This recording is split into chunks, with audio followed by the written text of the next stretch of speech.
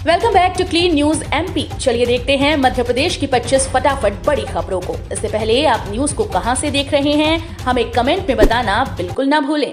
साथ ही हमारे Facebook page को भी फॉलो करें। फेसबुक पेज का लिंक डिस्क्रिप्शन में दिया गया है।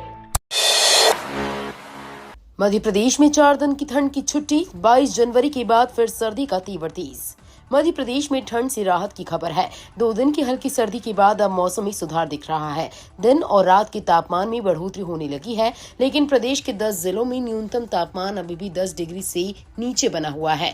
मौसम विभाग के मुताबिक 19 जनवरी को ग्वालियर, दतिया समेत 8 जिलों में हल्का कोहरा रहेगा। इसके बाद 4 दिनों तक ठंड में राहत मिलेगी, लेकिन 22 जनवरी के बाद एक बार फिर सर्दी अपने तीखे तेवर दिखा सकती है।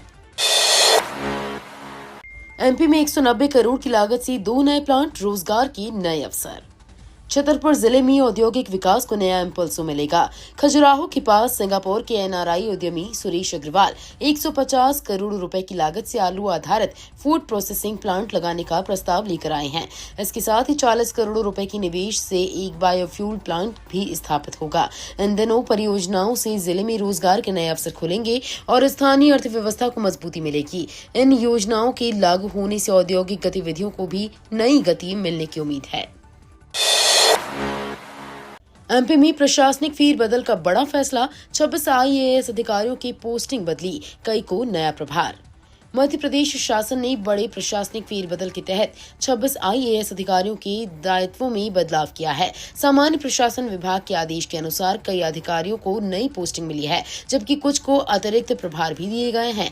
यह आदेश आगामी आदेश तक प्रभावी रहेगा। इस सूची में अपर मुख्य सचिव शिवशेखर शुक्ला को गृह विभाग का अपर मुख्य सचिव बनाया गया है। साथ ही दिलीप यादव को मध्य प्रदेश पर्यटन निगम का नया एमडी नियुक्त किया गया है। इससे राज्य के प्रशासनिक ढांचे में नई व्यवस्थाएं और तेजी आने की उम्मीद है।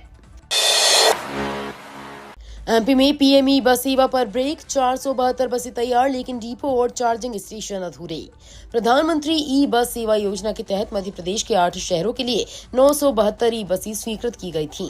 इनमें से 472 बसें चलने को तैयार हैं, लेकिन डिपो और चार्जिंग स्टेशन न बनने के कारण संचालन रुका हुआ है। नगर सरकारें अब तक डिपो निर्माण में नाकाम रही हैं। इंदौर और भोपाल में बस डिपो का केवल 15% काम पूरा हुआ है, जबकि ग्वालियर में मात्र 5% कार्य हुआ है। इस कारण इलेक्ट्रिक बस सेवा शुरू नहीं हो पा रही है और जनता को सुविधाएं मिलने में देरी हो रही है। 3 साल बाद मिली ई चार्जिंग स्टेशन की मंजूरी। 2 सप्ताह में शुरू होंगे पहले चरण के स्टेशन। शहर में इलेक्ट्रिक वाहनों को बढ़ावा देने के लिए नगर निगम परिषद ने 3 साल के लंबे इंतजार के बाद ई चार्जिंग स्टेशन की अनुमति दे दी है। हालांकि अब भी आम जनता को इनका इस्तेमाल करने के लिए करीब 2 सप्ताह का इंतजार करना होगा। परिषद की मंजूरी के बाद निगम के विद्युत विभाग को ट्रायल प्रक्रिया पूरी करनी होगी। उसके बाद चार्जिंग स्टेशन जनता के लिए चालू होंगे। पहले चरण में city centre, Salasar multi level parking, Taran Pushkar और कंपू मल्टी लेवल पार्किंग पर बने चार्जिंग स्टेशन शुरू किए जाएंगे। ये कदम इलेक्ट्रिक वाहनों के उपयोग को बढ़ावा देने में अहम साबित होगा। ग्वालियर व्यापार मेले में वाहन खरीद पर 50% रोड टैक्स छूट, अधिसूचना जारी। ग्वालियर व्यापार मेले में आने वाले खरीदारों के लिए बड़ी राहत की खबर है। राज्य सरकार ने व्यापार मेले में वाहनों की खरीद पर 50% रोड टैक्स छूट की अधिसूचना जारी कर दी है। ये छूट 13 जनवरी को कैबिनेट में हुई घोषणा के बाद लागू हो रही है। लंबे समय से व्यापारी संगठनों और वाहन विक्रेताओं द्वारा रोड टैक्स में छूट की मांग की जा रही थी। अधिसूचना जारी होते ही मेले में रोड टैक्स छूट का लाभ मिलना शुरू हो जाएगा और इससे वाहन बिक्री में तेजी आने की उम्मीद है। एमपी के 55 जिले 3 कैटेगरी में 900 साइबर एक्सपर्ट तैनात करने की तैयारी। मध्य प्रदेश में साइबर सेल में लंबे समय से चली आ रही विशेषज्ञों की कमी अब खत्म होने वाली है। पुलिस मुख्यालय की प्रशिक्षण शाखा द्वारा तैयार 900 साइबर एक्सपर्टों को जिले में तैनात किया जाएगा।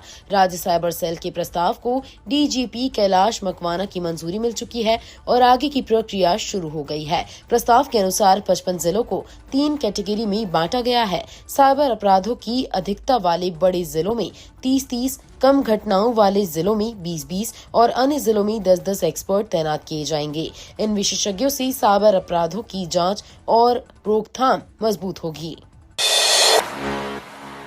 अनुकंपा नियुक्ति पर हाईकोर्ट का अहम फैसला, नौकरी बहाल। अनुकंपा नियुक्ति को लेकर हाईकोर्ट ने बड़ा फैसला सुनाया है। कोर्ट ने स्पष्ट किया कि यदि किसी परिवार का सदस्य पहले से ही सरकारी नौकरी में है लेकिन वो परिवार से अलग रहता है तो ये कारण बनकर अनुकंपा नियुक्ति निरस्त नहीं की जा सकती। जस्टिस जय कुमार पिल्लई की कोर्ट ने देवास रोड प्रेस द्वारा बिना जांच महिला की नौकरी समाप्त करने के फैसले को रद्द कर दिया। इसके साथ ही महिला की नौकरी को बहाल कर दिया गया है। ये निर्णय अनुकंपा नियुक्ति के मामलों में महत्वपूर्ण मिसाल माना जा रहा है। एमएसपी पर धान खरीदी में धांधली, 34 ट्रक धान खपाने की खुली पोल। समर्थन मूल्य पर धान खरीदी 1 दिसंबर से शुरू हो चुकी है, लेकिन खरीदी व्यवस्था में दलाल और बिचौलियों ने सेंध लगा दी है। मंडला से धान भरकर परसवाड़ा स्थित खरीदी केंद्रों में खपाने की योजना बनाई जा रही थी। इसी बीच 2 ट्रक पकड़े गए जिनमें धान की खपाई की साजिश सामने आई। जांच में खुलासा हुआ कि कुल 34 ट्रक धान की अवैध खपाई की योजना बनाई गई थी। किसानों की मेहनत और सरकारी व्यवस्था को नुकसान पहुंचाने वाली इस धांधली पर अब कार्रवाई की उम्मीद है। सैटेलाइट बता रहा खेत की सेहत, रिमोट सेंसिंग से खेती का नया युग। अब खेती सिर्फ जमीन और मौसम पर नहीं बल्कि सैटेलाइट की डेटा पर भी निर्भर हो रही है। रिमोट सेंसिंग तकनीक से किसान ये जान पा रहे हैं कि खेत के किस हिस्से में फसल कमजोर है, पानी की कमी कहाँ है और किस जगह अधिक खाद की जरूरत है। भोपाल में आयोजित नेशनल कॉन्फ्रेंस में इसरो के सीनियर साइंटिस्ट डॉक्टर जय सिंह परहार ने बताया कि ये तकनीक खेती की तस्वीर ही बदल रही है। इससे लागत घटेगी, पैदावार बढ़ेगी और किसानों को सही समय पर सही सलाह मिलेगी। राशन दुकानों में फर्जीवाड़ा, गेहूं की बोरी में भूसा, 7 दुकानों के लाइसेंस सस्पेंड। जिले की शासकीय राशन दुकानों में बड़े स्तर पर गड़बड़ी का मामला सामने आया है। खाद्य विभाग की टीम ने जांच के दौरान पाया कि गेहूं की बोरी में असली अनाज की जगह भूसा भरा हुआ था। ये फर्जीवाड़ा लाभार्थियों को राशन नहीं मिलने और कालाबाजारी के लिए किया जा रहा था। शिकायतों के बाद विभाग ने 7 राशन दुकानों के लाइसेंस सस्पेंड कर दिए हैं। ये घटना ऐसे समय में हुई है जब आधार और ई-केवाईसी जैसी पारदर्शी व्यवस्था लागू है, लेकिन फिर भी गड़बड़ी रुक नहीं रही। Indore metro update, super corridor से रेडिसन तक मार्च में शुरू, 26 जनवरी के बाद आएगी सेफ्टी टीम। इंदौर वासियों के लिए बड़ी खुशखबरी है। सुपर कॉरिडोर से रेडिसन चौराहे तक 17 किलोमीटर के मेट्रो सेक्शन को मार्च तक यात्रियों के लिए खोलने की तैयारी है। मेट्रो प्रबंधन ने इस लक्ष्य के लिए युद्ध स्तर पर काम किया है। व्यावसायिक संचालन शुरू होने से पहले सबसे अहम मंजूरी commissioner of metro railway safety से मिलनी है। इस मंजूरी के लिए जरूरी दस्तावेजी प्रक्रिया पूरी कर ली गई है। 26 जनवरी के बाद सेफ्टी टीम की जांच और निरीक्षण के लिए आने की उम्मीद है। उसके बाद ही मेट्रो सेवा शुरू हो सकेगी। राहुल गांधी की भागीरथपुरा दौरे के बाद सियासी घमासान, मुआवजे में बढ़ोतरी की उम्मीद। राहुल गांधी की भागीरथपुरा दौरे के बाद सियासी हलचल तेज हो गई है। इस दौरे के बाद पीड़ितों को मिली सहायता राशि भी चर्चा में है। सरकार ने अब तक प्रत्येक पीड़ित को 2-2 लाख रुपए की मदद दी है, लेकिन राजनीतिक दबाव और मांगों के बीच मुआवजा की राशि बढ़ने की संभावनाएं जताई जा रही हैं। अगर सरकार राशि बढ़ाती है तो पीड़ितों को और राहत मिलेगी और मामला फिर से सुर्खियों में आ सकता है। राजनीतिक स्तर पर यह मुद्दा और गर्माता दिख रहा है। मनरेगा रिकॉर्ड में 61 महिला श्रमिकों को ट्रांसजेंडर कर दिया डिजिटल बवंडर। मध्य प्रदेश में मनरेगा रिकॉर्डिंग के दौरान डिजिटल गड़बड़ी का मामला सामने आया है।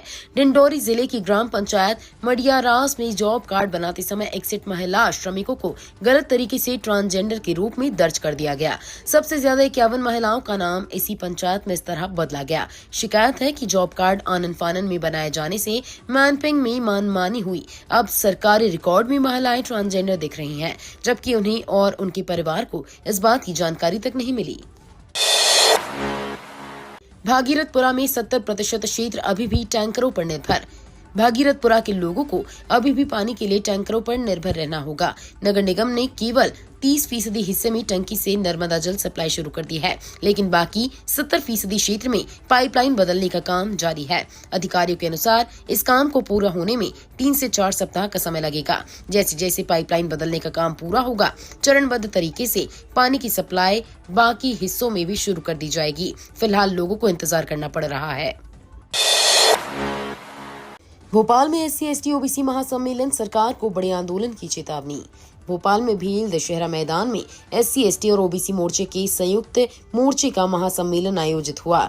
इसमें मध्य प्रदेश के अलग अलग हिस्सों से बड़ी संख्या में लोग शामिल हुए। सम्मेलन में OBC वर्ग को जनसंख्या में अनुपात में आरक्षण देने, बैकलॉग पदों पर शीघ्र भर्ती, पदोन्नति में आरक्षण और OPS बहाली सहित कुल 20 मांगे रखी गईं। प्रदर्शनकारियों ने चेतावनी दी कि यदि सरकार ने जल्द मांगे नहीं मानी तो राज्य भर में बड़ा आंदोलन किया जाएगा। प्रोफेसर भर्ती में आयु छूट की मांग हाईकोर्ट ने किया खारिज। मध्य प्रदेश लोक सेवा आयोग की सहायक प्राध्यापक भर्ती में आयु सीमा को चुनौती देने वाली याचिका हाईकोर्ट ने खारिज कर दी है। याचिकाकर्ता ने 2022 से लंबित भर्ती प्रक्रिया के कारण आयु सीमा 45 पार हो जाने का तर्क देते हुए 50 वर्ष तक छूट की मांग की थी, लेकिन जस्टिस जय कुमार पिल्लई की पीठ ने कहा कि भर्ती विज्ञापन में तय पात्रता शर्तों में कोर्ट हस्तक्षेप नहीं कर सकता। इसी आधार पर हाईकोर्ट ने याचिका को अस्वीकार कर दिया। राज्यपाल का भव्य लोक भवन आम लोगों के लिए खुलेगा। 25 से 27 जनवरी तक विशेष सुविधा। मध्य प्रदेश के राज्यपाल मंगूबाई पटेल ने आम नागरिकों के लिए एक खास सुविधा की घोषणा की है।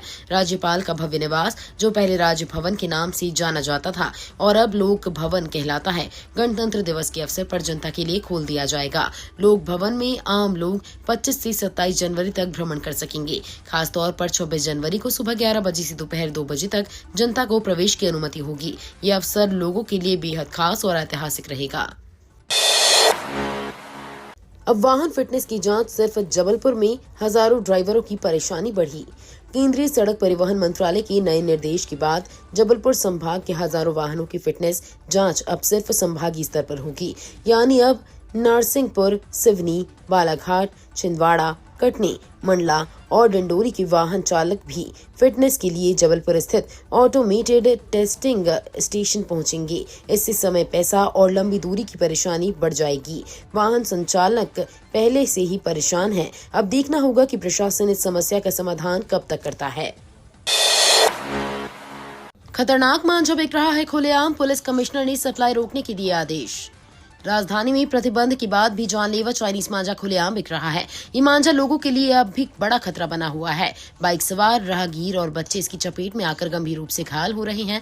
पुलिस और प्रशासन की तरफ से अब इसे केवल कानून व्यवस्था का मामला नहीं, बल्कि जन सुरक्षा का मुद्दा बताया जाता रहा है। पुलिस कमिश्नर ने सप्लाई चेन को तोड़ने के कड़े निर्देश दिए हैं। अब दुकान मालिकों और सप्लायरों पर सख्त कार्रवाई की जाएगी ताकि इस खतरनाक मांझे की बिक्री बंद हो सके। MP की 2 नेशनल हाईवे जोड़ने वाला 18 मीटर चौड़ा 4 लेन पुल 2 राज्यों को जोड़ेगा। मध्य प्रदेश के बैतूल खेड़ी मार्ग पर 18 मीटर चौड़ा नया 4 लेन पुल बनकर जल्द ही तैयार होगा। ये पुल करबला घाट पर माचना नदी पर बनाया जा रहा है और इससे MP के 2 नेशनल हाईवे सीधे कनेक्ट हो जाएंगे। पुल का महत्व बैतूल शहर के लिए विशेष रूप से है, क्योंकि इससे यातायात का दबाव कम होगा और यात्रा समय में भी कमी आएगी। इस परियोजना का भूमि पूजन BJP प्रदेश अध्यक्ष और स्थानीय विधायक हेमंत खंडेलवाल ने किया। नए पुल से 2 राज्यों के बीच सीधा संपर्क भी स्थापित होगा, जिससे क्षेत्रीय कनेक्टिविटी मजबूत होगी। MP पुलिस अधिकारियों कर्मचारियों को बड़ी राहत, व्हाट्सएप से मुक्ति, नया क्लाउड सिस्टम लागू। मध्य प्रदेश के 1 लाख से ज्यादा पुलिस अधिकारियों और कर्मचारियों के लिए बड़ी खबर है। अब उन्हें दस्तावेज, आदेश और सर्कुलर भेजने के लिए व्हाट्सएप पर निर्भर नहीं रहना पड़ेगा। पुलिस विभाग ने इसके लिए नया आंतरिक क्लाउड सिस्टम विकसित किया है, जो गूगल ड्राइव की तरह काम करेगा। इस सिस्टम में विभागीय आदेशों और कर्मचारियों का पूरा डेटा सुरक्षित रखा जाएगा। इससे सूचना का आदान प्रदान तेज, सुरक्षित और ट्रेसेबल होगा। जल्द ही इस नई सुविधा से अधिकारी और कर्मचारी लाभान्वित होंगे। मेडिकल स्टोर आग में जल गया, बीमा कंपनी ने मना किया भुगतान। उपभोक्ता आयोग ने 5.13 लाख देने का आदेश। भोपाल जिला उपभोक्ता आयोग ने बीमा कंपनियों की भुगतान से मुकरने की प्रवृत्ति पर बड़ा फैसला सुनाया है। गांधीनगर निवासी और मेडिकल स्टोर संचालक मंटू भारती की दुकान में आग लगने से सारा माल जल गया था, लेकिन बीमा कंपनी ने नुकसान की भरपाई से पल्ला झाड़ लिया। मामले में शिकायत के बाद आयोग ने उपभोक्ता को राहत दी और बीमा कंपनी को 5,13,000 रुपए का दावा भुगतान करने का आदेश दिया। ये फैसला उन दुकानदारों के लिए मिसाल है जो बीमा के भरोसे जोखिम उठाते हैं और समय पर भुगतान नहीं मिलने से परेशान होते हैं। 100 करोड़ से आदिवासी क्षेत्र हरसूद में बनेगा मेगा स्पोर्ट्स कॉम्प्लेक्स, सरकार ने दी सहमति। खंडवा के आदिवासी बहुल हरसूद में 100 करोड़ की लागत से प्रदेश स्तरीय मेगा स्पोर्ट्स कॉम्प्लेक्स बनाना प्रस्तावित है। इस कॉम्प्लेक्स में एथलेटिक्स, इंडोर गेम्स और आउटडोर खेलों की आधुनिक सुविधाएं होंगी। ग्रामीण और आदिवासी बच्चों को उच्च स्तर पर प्रशिक्षण और प्रतियोगिताओं में भाग लेने का मौका मिलेगा, जिससे निर्माण क्षेत्र की खेल पहचान मजबूत होगी। सरकार की सैद्धांतिक सहमति के बाद अफसर योजना को लागू करने में जुटे हैं। मध्य प्रदेश बिल्डिंग कॉर्पोरेशन के इंजीनियरों ने सेल्दामाल में भूमि का स्थलीय निरीक्षण कर DPR तैयार करना शुरू कर दिया है। अटेंडेंस न लगाने पर 400 शिक्षकों का वेतन रोका गया। मुरैना जिले में शिक्षा विभाग में अटेंडेंस को लेकर सख्ती दिखाई गई है। स्कूलों में पढ़ाने के बाद भी अटेंडेंस न लगाने वाले मुरैना ब्लॉक के करीब 400 शिक्षकों का दिसंबर महीने में 15 से 20 दिन का वेतन रोक दिया गया है। वहीं कई शिक्षक और कर्मचारी जो जिला पंचायत, कलेक्ट्रेट और निर्वाचन जैसी शाखाओं में अटैचमेंट पर हैं, वे बिना अटेंडेंस के भी वेतन ले रहे हैं। प्रशासन ने इस मामले में कार्रवाई की बात कही है और अटेंडेंस को अनिवार्य बताया है। शहर की 256 और गांव की 57 लोकेशन पर बढ़ेंगे रेट, क्षेत्र चिन्हित। पंजीयन विभाग ने वित्त वर्ष 2026 से 27 के लिए कलेक्टर गाइडलाइन तैयार करने की प्रक्रिया शुरू कर दी है। आर्टिफिशियल इंटेलिजेंस की मदद से शहर और जिले में हुई रजिस्ट्री की डेटा का विश्लेषण किया गया। इसमें शहर की 256 और गांव की 57 लोकेशन पर रेट बढ़ाने की सिफारिश की गई है।